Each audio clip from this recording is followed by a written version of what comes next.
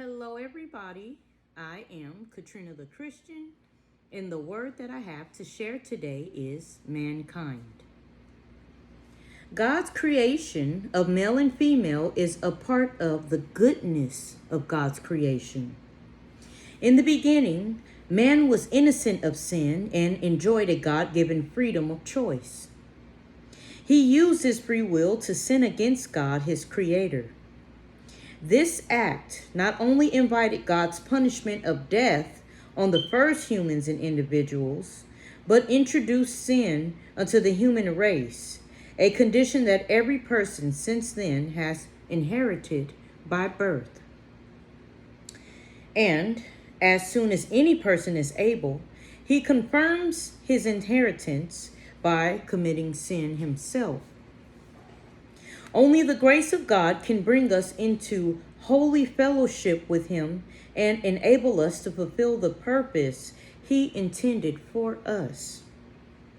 God affirmed the value he places on us by giving his son to die for us. Therefore, every man and woman possesses dignity and is worthy of respect and love.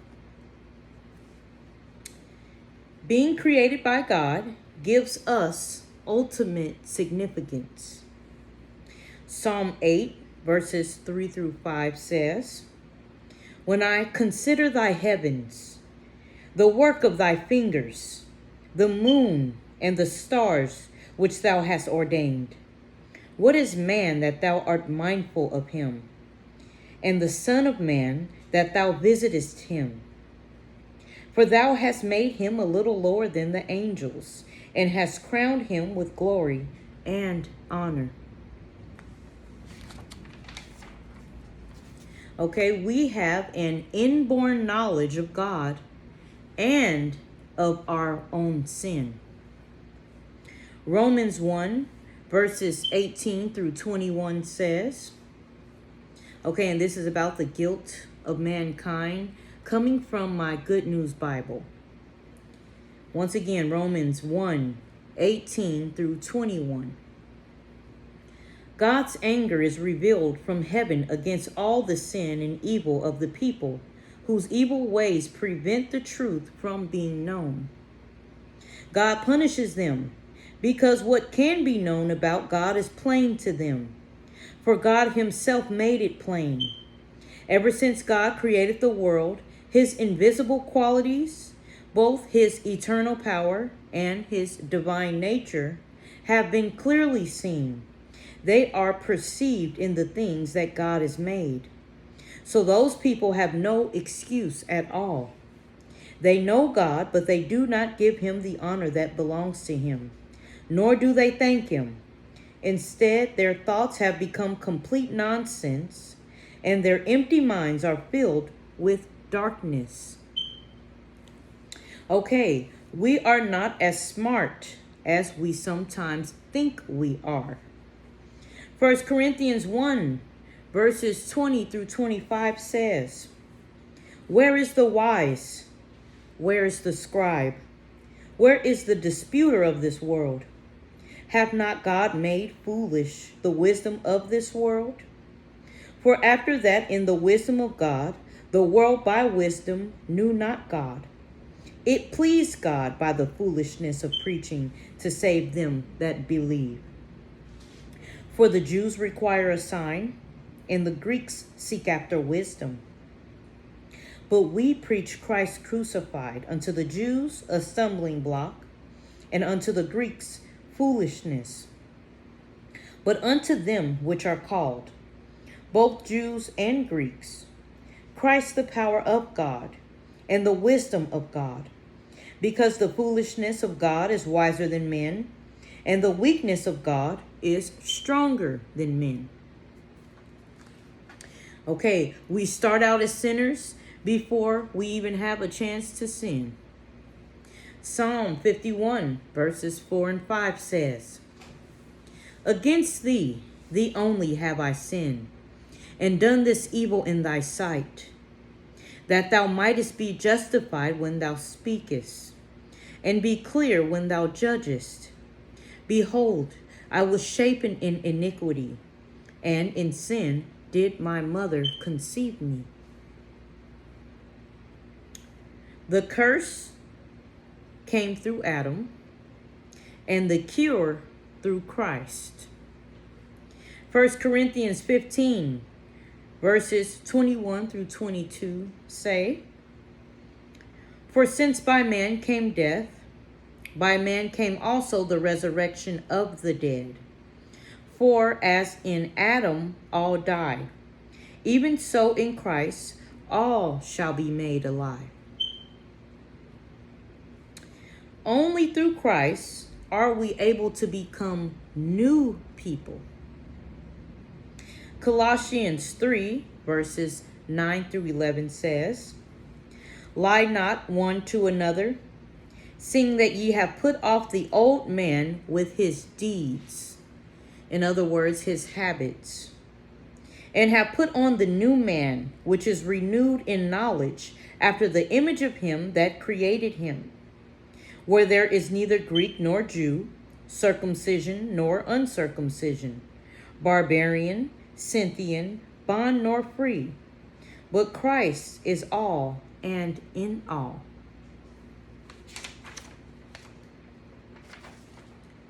Okay, yes, that is what I have about mankind. Okay, and I share these verses so we can all gain wisdom, knowledge, and understanding of God's word. I would like to share what Jesus said in Matthew 11, verses 28 through 30. Jesus said, "Come unto me, all ye that labor and are heavy laden, and I will give you rest. Take my yoke upon you and learn of me. For I am meek and lowly in heart, and ye shall find rest unto your souls. For my yoke is easy and my burden is light." Okay? And if you would like to come to Jesus, I would like to say that first, we must admit that we have sinned against God. Okay? And we must believe on Christ Jesus. Okay? We must believe that he died on the cross and rose. Okay? And you must accept him in your heart by prayer as your Lord and Savior. Okay? And trust and follow him. Okay? And I would like to say that repentance prayer with you right now. Okay? Just repeat after me. Heavenly Father, I know that I am a sinner, and I ask for your forgiveness. I believe you died on the cross and rose from the dead. I turn from my sins. I repent of my sins. I invite you inside my heart and my life, and I want to trust and follow you as my Lord and Savior. And we ask all these things in Jesus' name. Amen. Okay, the Lord says if we confess our sins, he is faithful and just to forgive us our sins and to cleanse us of all unrighteousness. Okay, but we have to trust, and we also must be born again. Okay, so that is important, but we'll save that for another video. Yes, before we go, I would like to share from my devotional. This one is called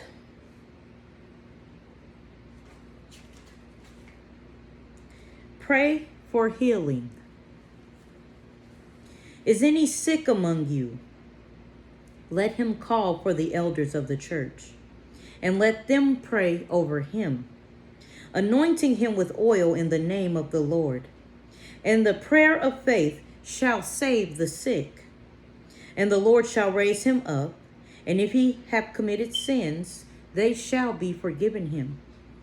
Okay, that is James 5, verses 14 and 15. These verses in James teach us that if we're sick, we should ask the leaders of our church to anoint us with oil and pray for us. How do you feel about asking someone to pray for you? How do you feel about divine healing? If you've never asked for prayer for a physical healing, what is your reason?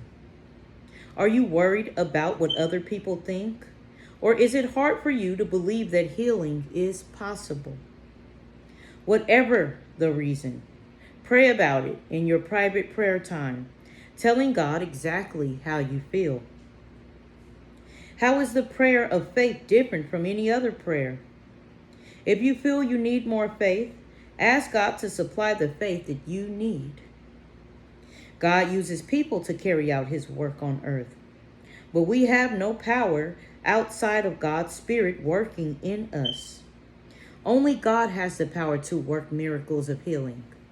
Our faith must be in him, not in those who are praying. Sometimes people aren't healed. How should this affect our feelings about intercession if someone doesn't receive what he or she needs after prayer? Should we stop asking? In your prayer time, ask God for guidance to believe in his ability to heal. Then leave the results up to him. And it ends with a prayer. Lord, I need healing for the problem I'm having, but I don't understand everything about healing. You know and understand my condition. I've never asked anyone to pray for me before, so I'm not sure about that. Help me not to be afraid. Your word teaches that we should ask for prayer. I know you care about me and that you want the best for me. Help me to know what to do about my situation. Give me the faith to believe that you can heal my body. I've seen other people healed, so I know you can do it. Help me to rely on you, to have faith in you, whether I receive healing or not. The reasons belong to you. And we ask all these things in Jesus' name. Amen. Okay. Thank you for allowing me to share this word for you. And thank you for participating as we seek God through his word. Okay, and I appreciate everyone coming here to fellowship. That's what I was trying to say. Okay, once again, the word was mankind. I want to thank everyone for joining me and staying close to God through his word. And I'll see everyone again for another video.